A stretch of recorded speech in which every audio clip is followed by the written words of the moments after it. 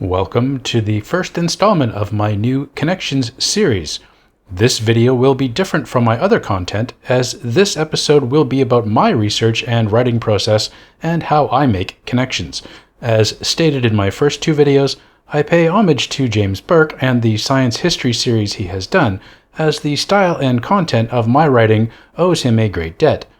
This video will be about a recent connection I made while researching the lead-up to the Second Vatican Council in the 1960s, initiated by Pope John XXIII.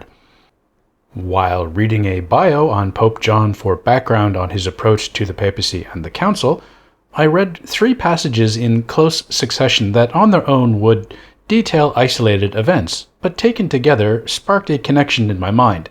The first was a mention of the French ambassador to the Vatican following World War II, Jacques Maritain, and his close friendship with Giovanni Montini, one of the two co-heads of the Vatican Secretariat of State.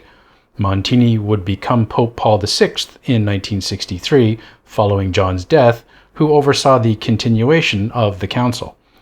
The second point that caught my attention, which again on its own would pass unnoticed, was the young John's comment on preferring to look at ladies' hats, made when he was Angelo Roncalli, the papal nuncio to France. Then on the next page was a reference to Roncalli's efforts to refurbish the nunciature in Paris, made in a letter to Montini, and his preoccupation with interior decoration. Now, I admit that liking women's hats and interior decoration is a gay cliché, but taken together, it points to a pattern of behavior with telling clues. This is when I made the connection back to Maritain's name.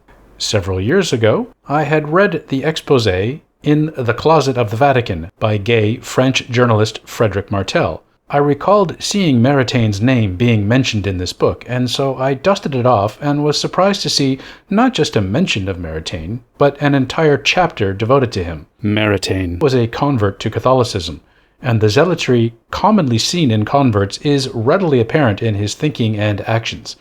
Martel notes that Maritain was married to another convert to Catholicism, a Russian Jew, but that the two never consummated their marriage. Instead, they devoted their sexual energy to serving God. This was a marriage of convenience in a time when homosexuality had to be kept hidden, and like a true zealot, Maritain's letters demonstrate his loathing of the evils of homosexual sex.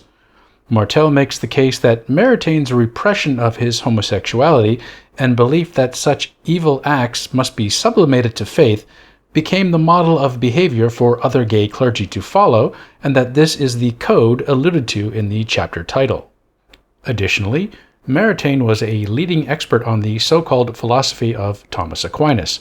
I say so-called philosophy because scholasticism has many inherent flaws that I go into in my book Dangerous Ideas, but I don't cover here. Also because Aquinas wasn't philosophizing, but employing special pleading. As Thomist philosophy was central to council debates, Maritain's philosophy was influential on the bishops attending, and many of his ideas were included in the declarations, such as his integral humanism, which sought to integrate theological aspects into humanist ideals. Further, as noted in the first clue, Maritain had a close friendship with Pope Paul going back to the end of World War II. Rumors of Paul's homosexuality hounded him for years, so much so that he issued a denial in 1976, which only served to make the accusations more widely known. So, from these three scattered references in a biography of Pope John XXIII, himself rumored to have been homosexual, I noticed a deeper connection to Maritain than just a close long-term friendship with the future Pope Paul VI. Maritain's influence extends across many aspects of church life over the past decades, from the importance of Thomist philosophy to a deep-rooted repression of homosexual tendencies subjugated to Christian beliefs. Thanks for watching. Please check out the other videos on my channel if history is your thing, and see you next time.